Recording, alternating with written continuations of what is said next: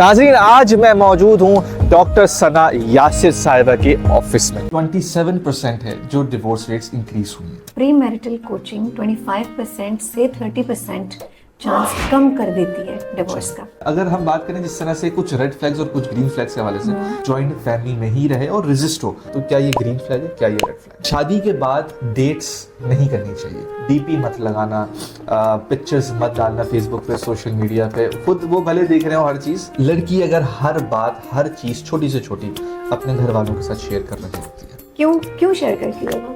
कुछ सवालात बताएं एज अ मैन क्या पूछने चाहिए एक औरत को शादी करने से पहले, और फिर एक औरत को एक मर्द के साथ शादी करने से पहले कुछ मेन क्वेश्चंस। मैं ये समझती हूँ कि पहली मुलाकात में कोई ऐसे मेन क्वेश्चंस अगर हों तो जरा सा हर कोई ना टेकन अबैक हो जाता है।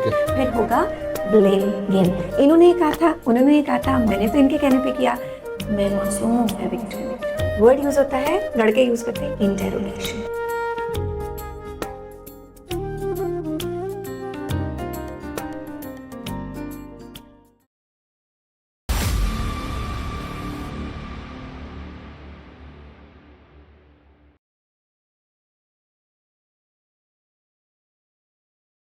नाज़रीन, आज मैं मौजूद हूँ डॉक्टर सना यासिर साहिबा के ऑफिस में।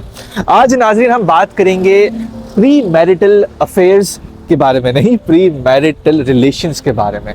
क्या क्या करना चाहिए है ताकि डिवोर्स रेट्स कम हो। स्टैट्स में आया है कि 35% मेन एंड वुमेन डिवोर्सेस कर रहे हैं। क्यों इनिशिएट हो रहा है, क्या मामलात हो रहे हैं, इसके बारे में बात करेंगे। और ये भी बात करेंगे कि कौन से ग्रीन फ्लैग्स होते हैं और कौन से रेड फ्लैग्स होते हैं, किस तरह से आप एक टॉक्सिक रिलेशनशिप में जा सकते हैं। इसलिए इसको अवॉइड करने के लिए आपने ये लाजमी देखना है। अगर आपकी शादी होने वाली है या हो रही है या मंगनी हो चुकी है या नहीं हुई है या आप सिंगल है, ये शो आपने लाजमी देखना है। इवन कि अगर आप कपल हैं, आपने ये देखना है। चले आए मिलते हैं डॉक्टर सना यासिर साहिबा से।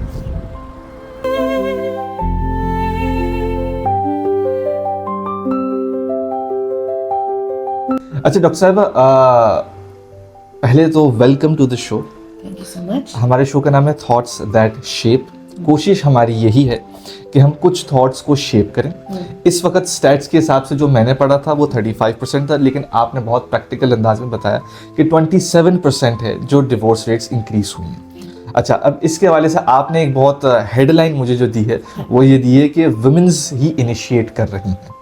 अप्रॉक्सीमेटली 70% खवातीन जो है वो डिवोर्सेस के लिए अप्लाई कर रही हैं या इनिशिएट कर रही हैं। खुला भी हमारी तो खुला भी शामिल है उसमें। जी। अच्छा, इसी हवाले से ये तो वो है जो स्टैट्स हैं।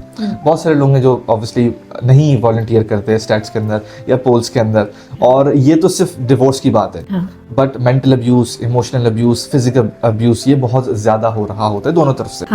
बट कुछ जो सवाल हैं वो ये हैं कि शादी से पहले कुछ रेड फ्लैग्स, कुछ ग्रीन फ्लैग्स या कुछ समझने के तरीके चेंज अगर हम लोग कर लेंगे तो शायद हमारी जिंदगी बहाल और अच्छी हो जाएगी। बिल्कुल सही। मैं एक और स्टार्ट तुम्हें देती हूँ। प्री मैरिटल कोचिंग 25% से 30% चांस कम कर देती है डिवोर्स का।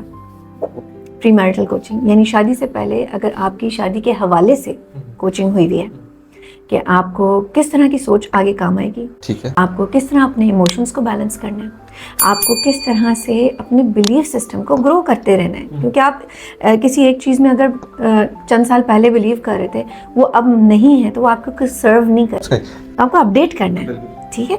और अपने जो इंटरनल कॉन्फ्लिक्ट्स है, यानी मुझे क्या चाहिए, ये चाहिए वो चाहिए, पाकिस्तान में रहना नहीं रहना है, जॉब करनी है, बिजनेस करना है, इस तरह के चंद बड़े डिसीजंस, वो भी अगर आप डिसीजन मेकिंग पहले से सीख लें कि जी क्या कंसिडर करना होगा, तब प्री मैरिटल कोचिंग आपको बहुत हेल्प करती है एक अच्छी शादी चलाने में।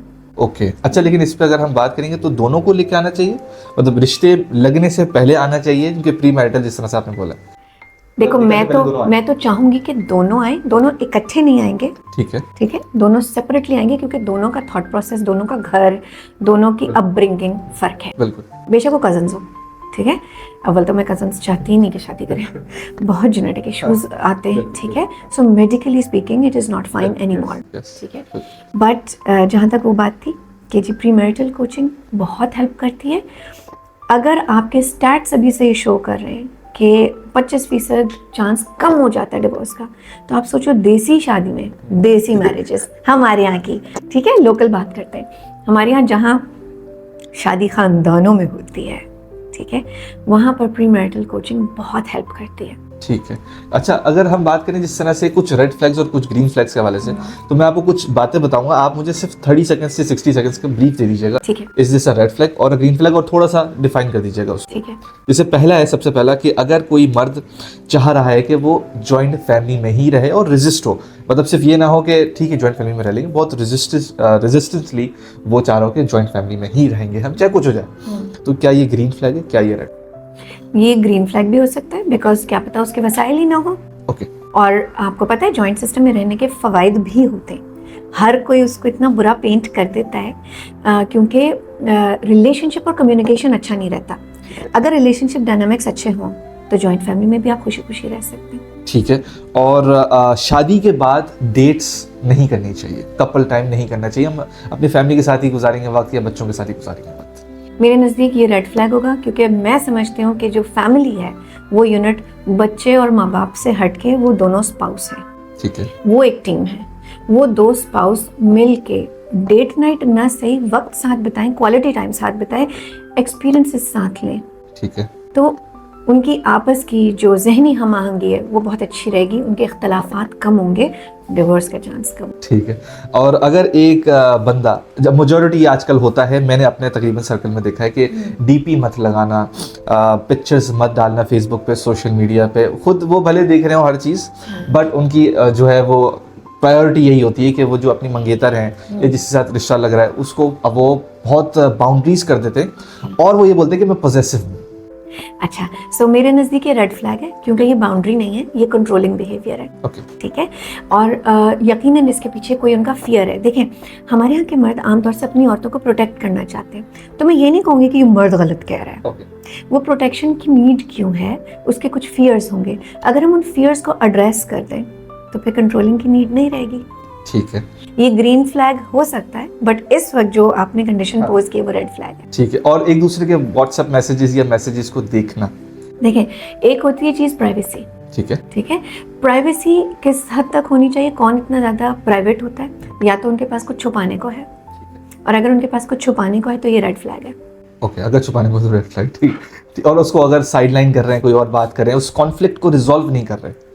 कॉन्फ्लिक्ट रेजोल्यूशन दोनों की जिम्मेदारी है। कॉन्फ्लिक्ट रेजोल्यूशन की स्पेस, मतलब एक चीज़ होती है जिसको मैं कहती हूँ स्पेस होल्ड करें। ठीक है। फॉर एग्जांपल, अगर आप ओवरवेल्म्ड हो और आपकी बेगम कहे नहीं अभी बात करो, तो ये ज्यादती हो जाएगी, क्योंकि आप उस वक्त ओवरवेल्म्ड हो, आप सही से सुन नहीं पाओगे, सही से बात नहीं कर पाओगे। डिफ़िकल्ट कॉन्वर्सेशंस के लिए वक्त निकालना ज़रूरी होता है और तहम्मुल के साथ उसके बारे में बात करना ज़रूरी होता है। बहुत से लोगों को ना तहम्मुल तहम्मुल किस तरह बिहेवियर क्या होता है तहम्मुल का, वो नहीं बताना आता, और अक्सर वो 3 P's में पड़ जाते हैं, पर्सनल ले जाते हैं, उनको लगता है कि बस अब तबाही हो गई, परवेसिव हो गया ये, और ये परमानेंट है, ये इससे बेहतर नहीं हो सकता। तो ऐसा नहीं है। ठीक है, ऐसा नहीं है।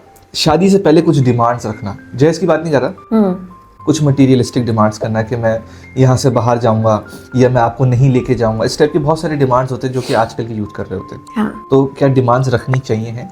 देखिए, इनिशियली सुनने में ये रेड फ्लैग लगेगा। ओके। ठीक है, रेड फ्लैग इसलिए लगेगा क्योंकि जिन दो लोगों ने बॉन्ड बनाना है वही दो लोग जब करीब नहीं होंगे तो long distance relationship LDR difficult हो जाती है मर्दों के लिए ज़्यादा, बिकॉज उनको इमोशनल चेक इन्स की आदत नहीं होती। उनको ये नहीं पता होता कि इमोशंस को, बंदी है, इमोशनल है, उसकी इमोशनल नीड्स हैं, वो कैसे फुलफिल होंगी। ओके। ठीक है। बाहर जाना उन लोगों का आजकल एम ज़रूर हो सकता है, बट अगेन ये एक डिफ़िकल्ट डिसीजन है, मूव है ये। आप डीरूट होते हैं अपनी जगह से, आप वहाँ पर पराए होंगे, फॉरेनर होंगे। ठीक है, वहाँ आपको यहाँ पे आदत है फैमिली यूनिट की, बड़े फैमिली यूनिट की। जो लोग अलहदा रहते हैं उनको भी सहारा होता है कि जी अम्मी हैं, अब्बू हैं, बहन भाई हैं, जो भी हैं। बाहर जाके आपको तन्हाई ज़्यादा महसूस होती है, अकेलेपन की वजह से लोग डिप्रेशन का ज़्यादा शिकार होते हैं। जो लोग UK की तरफ जाते हैं उनको सनलाइट भी कम मिलती है। ठीक है, सो अब आप देख रहे हो प्रॉब्लम्स कैसे पाइल अप होते हैं। इन सबको शादी से पहले एड्रेस करना बहुत ज़रूरी है। प्री मैरिटल कोचिंग में ये चीज़ मैनेज हो सकती है कि LDR में रहते कैसे। ठीक है। और लड़की अगर हर बात, हर चीज़ छोटी से छोटी अपने घर वालों के साथ शेयर कर रही होती है? बहुत बड़ा रेड फ्लैग है। ओके। क्यों शेयर करती है वो? हसन वो इसलिए शेयर करती है क्योंकि उसको या तो मशवरा चाहिए होता है या गाइडेंस चाहिए होती है। अब मुझे एक बात बताओ, जिसका जूता छोटा होता है उसको काट रहा होता है, ठीक है, या कह लो कब्र का हाल मुर्दा जानता है, ठीक है। सो जो उस बच्ची ने गुजारना है वो उसके पेरेंट्स गुजार नहीं चुके, ठीक है, उसके पेरेंट्स भी उतने ही नए हैं इस मामले में, ठीक है ना। तो आइडियली अगर वो हर चीज़, हर बात थोड़ी थोड़ी देर में पेरेंट्स को कन्वे करेगी या बताएगी या उनके मशवरे पे चलेगी, तो वो अपनी गाड़ी खुद नहीं चला रही, उसने इंतहाई इत्मीनान से अपना ड्राइविंग स्टीयरिंग दूसरों को दे दिया है। तो आइंदा को जो भी डिसीजंस वो लेगी वो भी दूसरों के होंगे। उसकी गाड़ी कौन चला रहा है, इसमें दोनों की जहनी हम आहंगी, जिसको हम कहते हैं हस्बैंड वाइफ की, वो नहीं हो पाएगी। आइंदा भी ये दूसरों के ही मशवरे पे चलेंगे और फिर होगा ब्लेम गेम। इन्होंने ये कहा था, उन्होंने ये कहा था, मैंने तो इनके कहने पे किया, मैं मासूम हूँ, मैं विक्टिम हूँ। Not nice, red flag. ठीक है। एंड कुछ रेड फ्लैग्स जो आपको लगता है जिसको इग्नोर नहीं करने चाहिए, बिल्कुल भी नहीं करना चाहिए, अगर ये चीज़ें हैं मर्द में या औरत में, इसको इग्नोर नहीं करना चाहिए? मोटी मोटी बात करते हैं। पहला, फिक्स्ड माइंडसेट।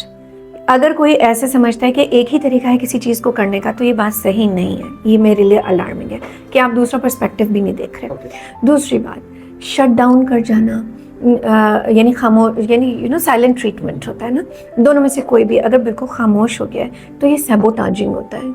आप एक हद तक वक्त ले सकते हैं कि जी मुझे थोड़ा वक्त दो, मैं इस बारे में सोचना चाहता हूँ, लेकिन कंप्लीट खामोशी सैबोटाजिंग होती है, किसी कोई ना कोई उसमें हर्ट होता है और रिजेंटमेंट आती है। तीसरी चीज़, इमोशंस का एकदम लाइक एंगर है तो फट पड़े भी।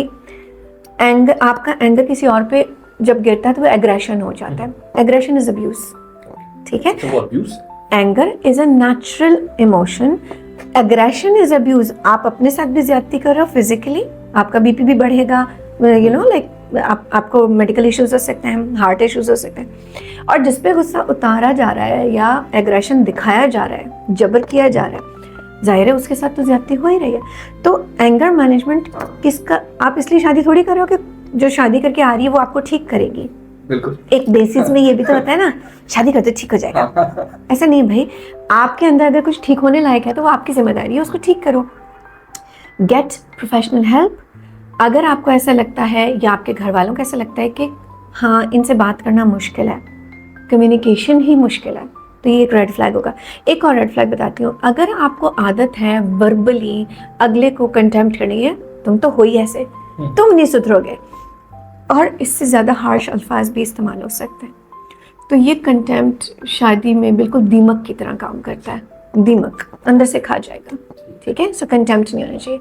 प्लस अक्सर लोग डिफेंसिव हो जाते हैं। सो डिफेंस, जहाँ मैं कहती हूँ रेड और ग्रीन फ्लैग दोनों हो सकता है, डिपेंडिंग ऑन किस तरह इस्तेमाल हो रहा है। ज़्यादातर कपल्स नुकसान उठाते हैं अगर आप एक जगह कोई हरकत कर दें और उसके बाद आप उसको डिफेंड ही करते रह जाएं। आप गिल्ट का भी शिकार होंगे, आपके पार्टनर को धोखा भी लग सकता है। सो ये वो चंद हैवी इमोशंस हैं जिनसे डील करना आना चाहिए। ठीक है। और ग्रीन फ्लैग्स पे कोई बात नहीं करता, तो ग्रीन फ्लैग्स के बारे में जरा बताएं। देखिए, ग्रीन फ्लैग्स में फ्लेक्सिबल माइंडसेट आ जाता है। अगेन, क्योंकि you are shaping thoughts, I want to convey this to your audience. Thoughts से ही हर काम शुरू होता है। Okay. जिस तरह की आप थॉट्स बनाते हैं, जिस तरह के सवालात आप अपने आप से करते हैं, जिस तरह की सेल्फ टॉक आपकी है, वो आपको बनाती या बिगाड़ती है। अगर आपके पास रोल मॉडल्स हैं, अगर आपके पास कोचेस हैं, मेंटर्स हैं जो आपको थॉट वर्क सिखा सकें, तो आपके लिए ये सबसे बड़ा ग्रीन फ्लैग होगा कि आपका थॉट वर्क आपके कंट्रोल में। ओके। बिकॉज उसी से आपके एक्शंस डिज़ाइन होंगे। आप जो सोचेंगे उसके हिसाब से आपकी फीलिंग जनरेट होगी, उसी के हिसाब से आपके इमोशंस सामने आएंगे। जब आप ड्रिवन महसूस करोगे, आप उसी के हिसाब से एक्शन लोगे। ये पॉजिटिव नेगेटिव दोनों के लिए साइकिल बन रहा है। सो अगर आपकी शख्सियत में पॉजिटिविटी है तो आप पॉजिटिव एक्शंस लेते चले जाओगे, आपके लिए आसानियां लम्हियां पैदा करता चल जाएगा। बट अगर आप इसी को नेगेटिव साइकिल बना दोगे तो क्या होगा, एक बैड कैरेक्टर सामने आएगा, वही बैड कैरेक्टर सब जगह लेबल हो जाएगा, you will become a red flag for everybody. But green flag बनने के लिए क्या करना होगा, you can break this cycle, you can learn to make the right thoughts. आप अच्छी सोच बनाना सीख सकते हैं साइंटिफिकली।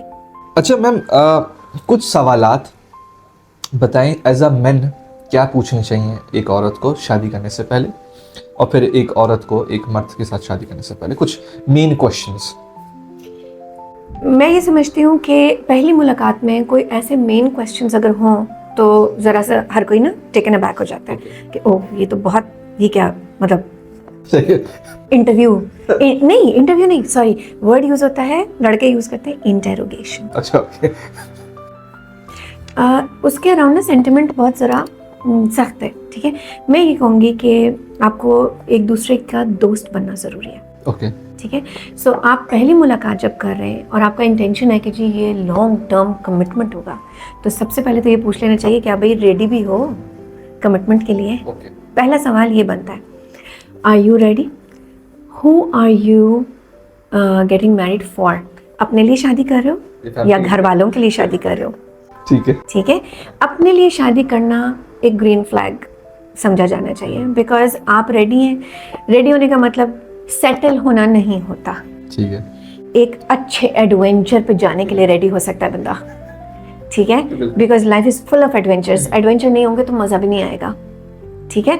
लाइफ के चैलेंजेस का एडवेंचर ही समझना चाहिए, वरना आप बहुत बॉग डाउन हो जाते हैं। आप इतना बॉग डाउन हो जाते हैं कि आपको समझ नहीं आता। आपको जाहिर है कुछ लोग इतना डिप्रेस और इतना बुरा महसूस करते हैं कि वो अपने साथ साथ ना दूसरों को भी अपनी लपेट में ले लेते हैं। ऐसा होता है ना, ठीक है। सो ये पूछना ज़रूरी है कि तुम रेडी हो, तुम्हारे नज़दीक इसका क्या मतलब है, रेडी होने का क्या मतलब है, इस कमिटमेंट का क्या मतलब है। क्योंकि अक्सर लोग जब हालात अच्छे होते हैं तो बहुत खुश होते हैं, साथ होते हैं। जैसे ही हालात गड़बड़ होना शुरू होते हैं वो भी पीछे हटना शुरू हो जाते हैं। सो आपका जो सपोर्ट का लफ्ज़ है, आपके लिए उसके क्या मायने हैं, मेरे लिए उसके क्या मायने हैं। कमिटमेंट का लफ्ज़ आपके लिए क्या मायने, मेरे लिए क्या मायने। रिस्पॉन्सिबिलिटी में क्या क्या आता है। अगर मेरी आपसे शादी हो गई है, आप मेरी क्या क्या जिम्मेदारी उठा सकते हैं। आप क्या चाहेंगे कि मैं अपनी कौन कौन सी जिम्मेदारी खुद उठाऊं। ओके। क्या आप चाहेंगे कि आप अगर फाइनेंशियल प्रोवाइडर हैं, ये बिलीफ सिस्टम से आता है सवाल, ठीक है।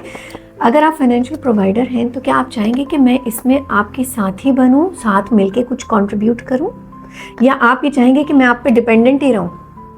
क्योंकि बजाते खुद हसन मैं को डिपेंडेंसी मना करती हूँ। मैं कहती हूँ कि ये एक को डिपेंडेंसी नहीं होनी चाहिए। बेशक आप 1% सपोर्ट करो अपने पार्टनर को, लेकिन कोशिश करके सपोर्ट ज़रूर करो, ठीक है। ठीक है। उस 1% को एक्नॉलेज होना भी ज़रूरी है। एक मर्द ये पूछ सकता है अपने होने वाले शरीक हयात से कि कंट्रोल के बारे में, ठीक है, कि तुम सोच कितनी मॉडर्न है। और मॉडर्न होने का मतलब वल्गैरिटी नहीं होता, ठीक है। मॉडर्न होने का मतलब कम कपड़े नहीं होता, ठीक है। बहुत से लोग बहुत कंफ्यूज हो जाते हैं इस मामले में। फेथ यानी आपका रिलीजन और रिलीजन की प्रैक्टिस। आप एक रिलीजन में पैदा ज़रूर हो गए, बट आप उसको प्रैक्टिस कितना करते हैं, ये हर किसी का अपना मामला होता है, ज़ाती मामला होता है। इसमें ज़ोर ज़बरदस्ती अच्छी नहीं होती। हमेशा एक्शन करके आप किसी को मुतासर कर सकते हैं, इन्फ्लुएंस कर सकते हैं, जो कि हमारा सुन्नत का तरीका है, ठीक है। ये ज़्यादा बेहतर है। अगर आपको महसूस हो जाए कि यहाँ कंट्रोलिंग बिहेवियर है, और ये मैं दोनों तरफ से कह रही हूँ, ख़वातीन आमतौर से कंट्रोल अपने पेरेंट्स के थ्रू या अपने सिबलिंग्स के थ्रू करवाती हैं, डायरेक्टली खुद नहीं कर पाती अगर, और ये देसी फैमिलीज का कॉमन है, ठीक है। सो ये भी देखना होगा कि अलाउड इंटरफेरेंस कितना है। आप अपने पेरेंट्स से कितनी मशावरत करते हैं और किन किन मामलों में मशावरत करते हैं।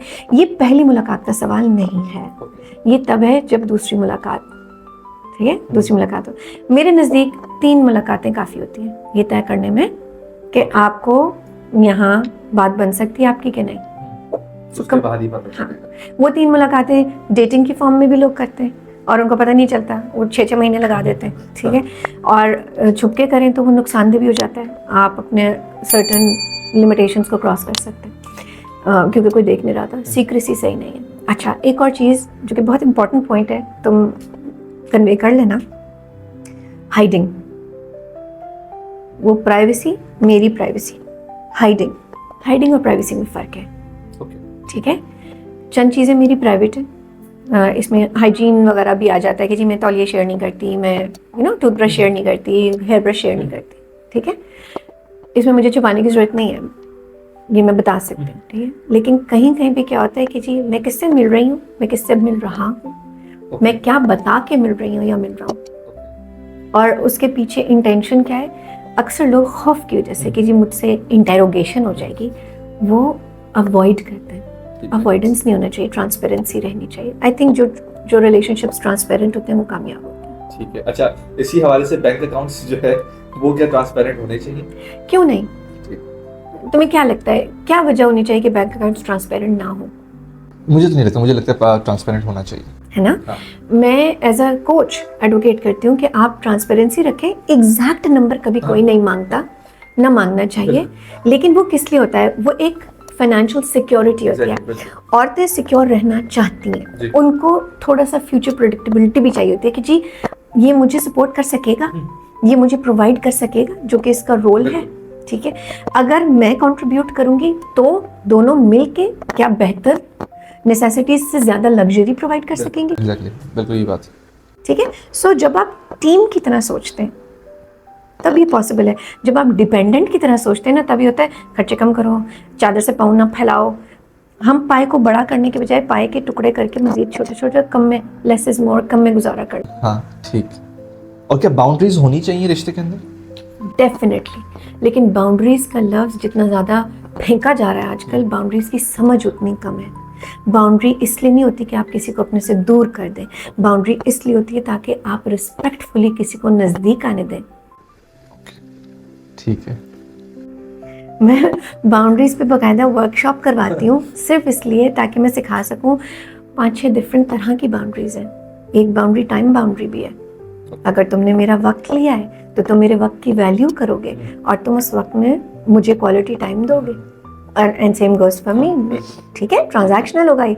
लेकिन अब फॉर एग्जांपल एक छोटी सी बात है, अगर वेट करना पड़ जाए, वेट किसको अच्छा लगता है? किसी को भी नहीं अच्छा लगता। नहीं ना, नहीं ना, ठीक है। सो आप वक्त की कदर, तो ये बाउंड्री अच्छी बाउंड्री है ना, कि अगर मैं वैल्यू करती हूँ टाइम तो मैं भी अपना करती हूँ तो मैं तुम्हारा भी करूँगी, ठीक है। इसी तरह फिजिकल बाउंड्री होती है। हमारे माशरे में औरतें हाथ कम मिलाती हैं, अस्सलाम वालेकुम करते हैं, ठीक है, विच इज़ फाइन। बट यही औरत जब बाहर मुल्क में जाएगी तो वो शाय अवे नहीं करेगी हाथ बढ़ाने में, इससे पहले कि कोई आके हग कर ले, क्योंकि हगिंग फिर थोड़ा सा, ठीक है। सो फिजिकल बाउंड्री खुद बतानी पड़ती, ठीक है, कि जी what am I comfortable with. आप बाउंड्री अपनी डिफाइन कर सकते होनी चाहिए, लेकिन बिल्कुल। और स्पेस होना चाहिए। स्पेस को कैसे डिफाइन करोगे? स्पेस को ऐसे जैसे अगर एक, जिस तरह से मेरी वाइफ है, अब उनको जो है वो थोड़ा सा स्पेस इन सेंस नहीं मिलता, वो पूरा दिन जो है वो अपने बच्चे के साथ गुजार रही होती हैं और फिर मेरे साथ भी गुजार रही होती है, बट उनको स्पेस अपना नहीं मिलता। मी टाइम, तो मी टाइम की बात, हाँ मी टाइम की बात। तो स्पेस और मी टाइम में फ़र्क है। ओके, देखो स्पेस ऐसे भी होता है कि जैसे मेरे एक सेट ऑफ फ्रेंड्स हैं जो कि मेरे मियाँ के सेट ऑफ फ्रेंड्स से फ़र्क है, तो जब वो अपने उन सेट ऑफ फ्रेंड्स में जाएंगे तो मैं इन सेट ऑफ फ्रेंड्स में जाऊंगी। ये हम दोनों अपना अपना स्पेस ले रहे हैं, because we are not together, ठीक है, ठीक है। हम मिलके अगर कुछ कर रहे हैं तो हम एक दूसरे को टाइम दे रहे हैं, बट अगर हम दोनों का कोई कॉन्फ्लिक्ट हो जाता है तो वो ये मुझे कहे कि जी मैं 2 घंटे बाद इस बारे में बात करूंगा, तो ये 2 घंटा एक स्पेस है। Okay, I need to hold this space, okay, ठीक है। ये मी टाइम नहीं है, ठीक है। Me time is, me time लोग किस तरह से करते हैं? अक्सर लोग ये कंफ्यूज होते हैं कि जी मी टाइम का मतलब है स्पा डेट हो गई, पैम्पर जाके कर लिया, अपने आप को हजरत है तो shoulder, head and shoulder massage करा लिया, जाके पेडिक्योर करा लिया। This is self care, this is not me time, it comes under me time. Okay, असल में माइंडफुल मी टाइम वो होता है जब आप अपने थॉट्स के साथ रिफ्लेक्ट कर सकें, अपनी सेल्फ टॉक को देख सकें, आपने क्या खोया क्या पाया इसका तयन कर सकें, आप आगे के गोल बना सकें, अपनी लाइफ को जिस डायरेक्शन में जाना है वो डायरेक्शन तय करें। तो once a week, once a day 15 minute, once a week आधा घंटा, वंस अ मंथ घंटा, ओके, इतना तो वक्त निकालें अपने लिए, मिनिमम। अच्छा डॉक्टर सना साहिबा, दुनिया में सबसे कीमती चीज़ होता है वक्त, वो आपने हमें दिया, अपने क्लाइंट्स को आप दे रही होती हैं, हमारे मुल्क को दिया, उसके लिए बहुत बहुत शुक्रिया। लेकिन आई थिंक ये एक सेशन काफ़ी नहीं रहेगा, ये डोमेन बहुत ब्रॉड है और हमें बार बार आपको तंग करना पड़ेगा। मैं बहुत खुश होंगी क्योंकि आप थॉट्स को शेप कर, थैंक यू, ठीक है। तो यू आर मोस्ट वेलकम। तो ये था आज का हमारा एपिसोड डॉक्टर सना यासिर साहिबा के साथ। नाज़रीन, आज मैं इस वक्त एक्स्ट्रो जो बना रहा हूँ, मेरे अकब में तीन तलवार है, यूनिटी, फेथ, डिसिप्लिन। शादी का मतलब ही यूनिटी होता है, फेथ होता है, डिसिप्लिन होता है।